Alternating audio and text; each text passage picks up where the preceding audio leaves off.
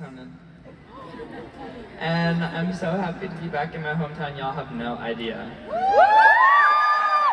Somebody gave me this shirt a few years ago, and it's really cute. Anyways, I'm so happy. Thank you for coming. I wish every show of mine ever was right here. And we could just hang out every day, and I could just like wake up and get a little coffee and smile, put on a little cowboy hat and do a little ditty. That is just all I really want, but I'm only here for a day. Aww. Boo. Boo. But I'm gonna answer y'all's questions, weird ass questions. We had to omit a lot of them. Great job. And yeah, I'm so happy to be home. Thank you for having me. All right, if you could be a sibling of anyone in the world, who would you pick? I mean, I have a lot of only child friends, and in a way, I feel like all of their siblings. So I would like to be legally related to all of my friends. I think that's important to me. So we were like trying to figure out how we could make that happen. We're like, okay, well if you marry that one, and then I marry this one. It's really complicated. It definitely requires like me having to marry like somebody's like third cousin somewhere, but it's doable, and I think it might happen. But also this reminds me, who here has seen Harry Potter, obviously? Yeah, obviously. Whoa, Jesus. It really puts into perspective. Wow. Anyways, I feel like everyone has very mixed opinions about Harry ending up with Ginny. Everyone's like, why? But I realized that the reason why Harry ends up with Ginny is because it's the only way that they all end up being legally related. Like they all end up siblings. Yeah. Yeah, it really makes you fucking think, right? Because let's say Harry married Hermione, then Ron's out of the picture. Rest in peace, Ron. So really the only way is for Harry to marry Ginny. Ginny's related to Ron, and then they all stay a family. Yay! Oh, that was a tangent, but yeah. What is your favorite song on Sunset Season? It's Idletown. Yeah. It's definitely, yeah. I mean, I love Idletown. It's the song that started my whole career, and it's about here. So, yeah, I mean, Idletown. I will always have such a soft spot in my heart for that song. I think it sounds like shit. But I think the writing is so sweet and genuine, and I love that you can hear like my bedroom in it. You can hear kind of like some of my words that sound like a little weirdly Texan accented, and like it's just, I love that one. That one's always gonna mean a lot to me, and yeah. Is there any performance by any artist which you would want to see live? Oh. Wow. God, so many. I would have, the most like important performance of my childhood was Adele at the Royal Albert Hall in London. My mom gave me this CD when I was 10, or DVD of her singing her show there. Royal Albert Hall is like this very, very famous venue in London. And I think I watched that thing maybe 100 times. I watched it over and over and over and over, and it was one of the reasons why I even started writing music. And I just loved everything about it. I loved watching her sing. I loved the way that it, like, I don't know, just the way it felt in there, and I loved that. So I would have liked to see that, because it was just so formative to my childhood. Obviously, like, there's huge performances I would have loved to see, but like I think that one would have meant the most to me. What is your favorite letter of the alphabet?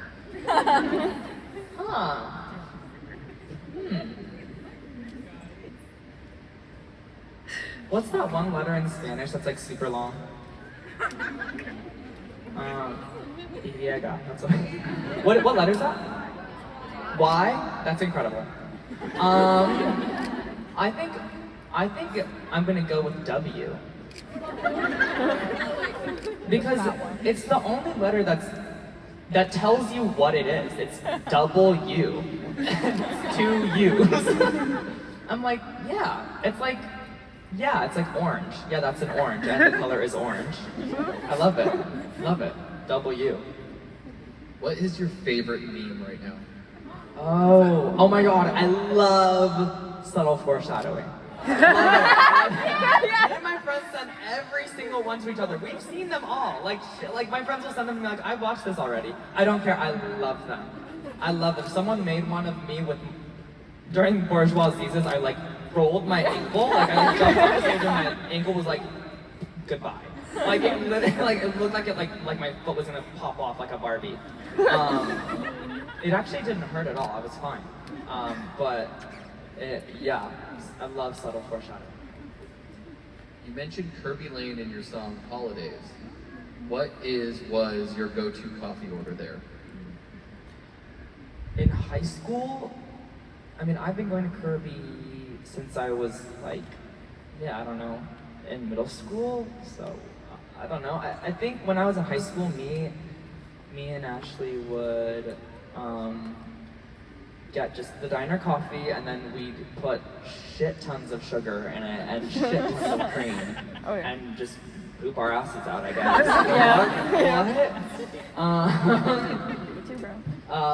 But now, I went a few months ago, and I just ordered black coffee. I love diner coffee. I think something about the fact that like the pot probably hasn't like been switched out in like decades makes it just taste better.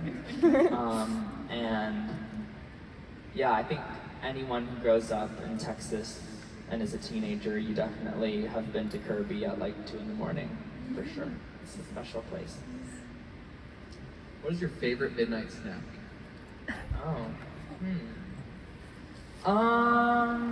Well, I don't know if they're open at midnight anymore post-COVID, but Sonic, for sure. Oh yeah. If I were here, I would definitely pick Sonic. Are they open at midnight anymore? Yeah. Some of them? Yeah. And, oh my god, Andrea Bocelli. 2 years ago, they had this thing called cookie dough bites. Did anyone get those? Yeah. They were limited edition. They were fucked up. What the fuck? They would get cookie dough, raw cookie dough, and they would fry it in the same fryer as like the tater tots and stuff. Yep. And then they'd give you a little cup of ice cream with it. What the fuck? That shit was crazy. Oh my god, it was so good. Yep. And me and my best friend ordered it 1,000 times, and then they took it off the menu because they hate me. I will be speaking to Mr. Sonic. Nick. His name's Nick. And I have a bone to pick, really. But, that's my answer. What was and still your favorite place in Texas? Favorite place in all of Texas? Jesus.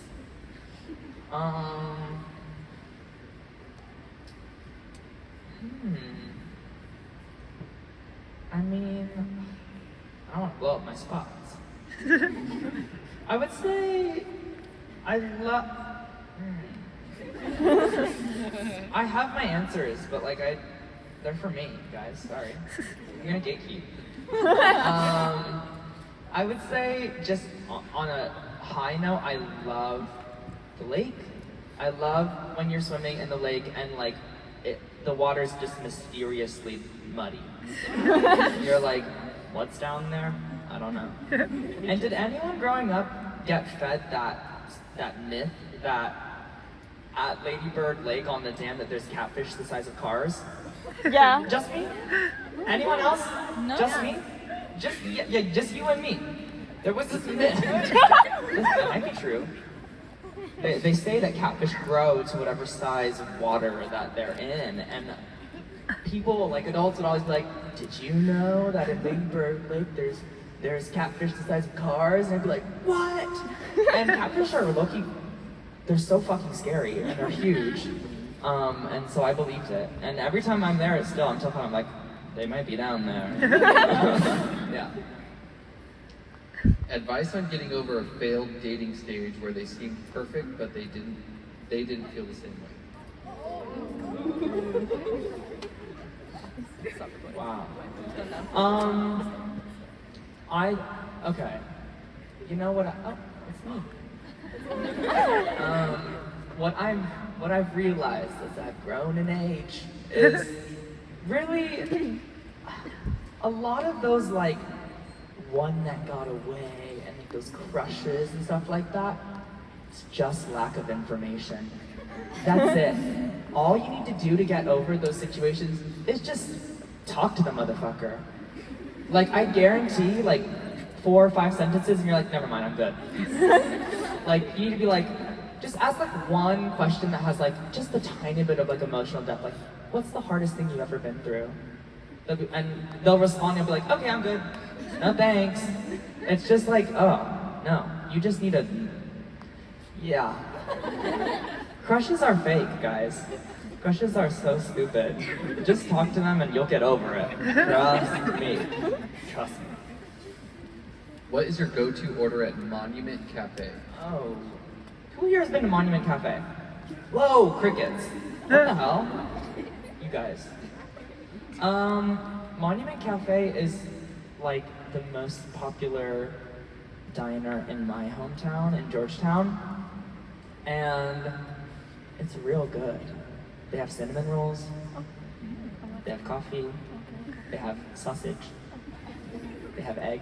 Yay, egg. They have this thing called Monument Pie that's crazy. It's so good. And I feel like at one point, like some famous chef went there and ate a meal or something, and we like still talk about it to this day. What was it? Oh, the Road Tripper or whatever. Guy Fieri. Guy Fieri ate at Monument Cafe. Yeah, you're right. Anyways, Monument Cafe, I get the 2-egg plate. It's 2 eggs and it's on a plate. Yeah, and they fresh squeeze orange juice. It's good. It's good. It's good. It's good. What's your favorite HEB item? HEB? Oh, tortilla. Yeah. Obviously. Yeah. Oh yeah. Yeah! Yeah.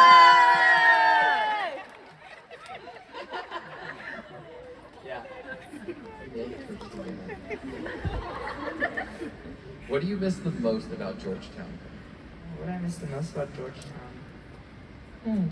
I mean, all of my friends moved out, so nothing. No, I miss a lot of things. I miss that you could just like park your car anywhere and like no one would care. Honestly, you could like set your car on fire, and, like no one would care. I loved that. I loved that like you could just kind of do anything.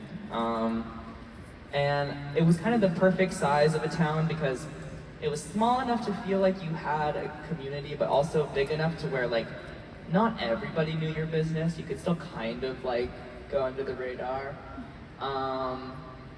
I miss driving around. I miss people. People are a lot more polite here than other places in the world. I miss when you're at a diner and they're like, what do you want, honey bunches? I'm like, oh my god! Honey bunches? I love it. Yeah, I miss that. I miss that kind of stuff. I mean, I miss the South in general. I feel like I'm always gonna feel like this is where I'm from, and yeah. Best season of Gilmore Girls?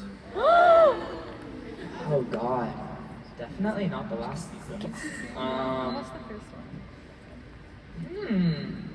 I think if we're talking like warm, fuzzy, just like comfort, season 1, truthfully. It's like before there's any problems. But I think if we're talking like good seasons, season 2 and 3 are so good. Once Jess is in the mix, it gets crazy. Yeah. Jess is so annoying in the beginning. He's like so antagonistic. Dean is like dumb as rocks. He's like, like, who am I? I'm a boy. Love it. It's just so good. Yeah. I would say those 2 and 3 are good. I always like get a little sad when she goes to Yale. I'm always like, "Nah, what happened to you?" And yeah, the incident we don't speak about. I think that's season 4. The incident with Dean. We don't talk about it. So yeah, I think 2. 2, yeah. What is your hair care routine? Oh my god. Nothing special. I shower. I wash it. I condition it. I actually, no, I do one thing that's special. I put my head upside down like this. And I let all the water run out while I squish it out. Put curl cream, and that's it. I do think the trick is letting it air dry. That's really helpful. It just takes a long time. But I know y'all aren't doing anything anyways. And the thing about curly hair is like, oh, drama, me, drama. Yeah, the thing about curly hair is it's just gonna do whatever it's gonna do.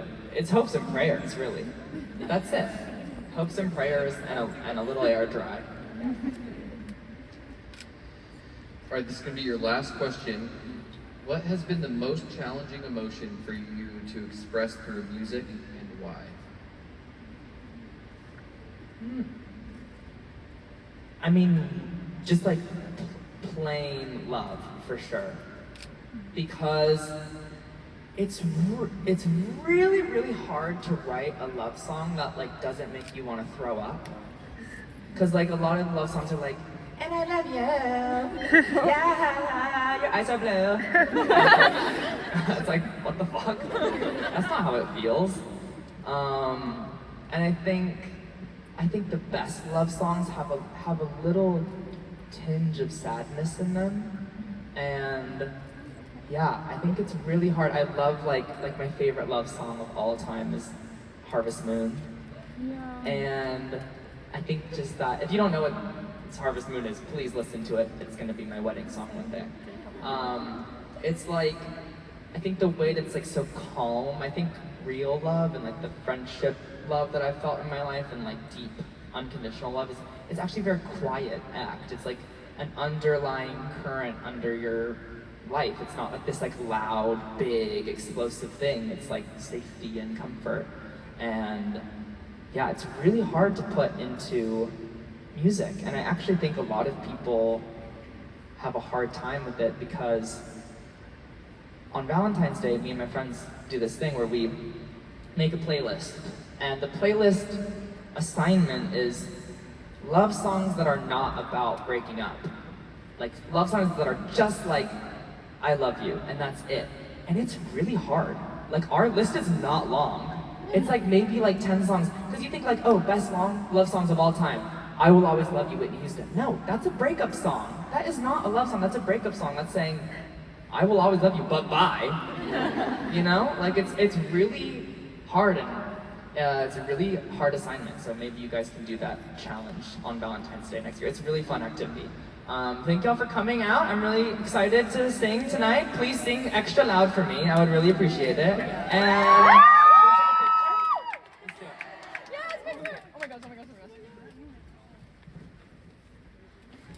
alrighty. I'll take a few. Yay! Why am I nervous? Y'all, what if someone from my high school comes? I'm scared. I'm scared. Y'all are lucky you're not up here. Okay. All right. Wait, did anyone go to Georgetown High School here? Just you? You're out. Bye. Bye.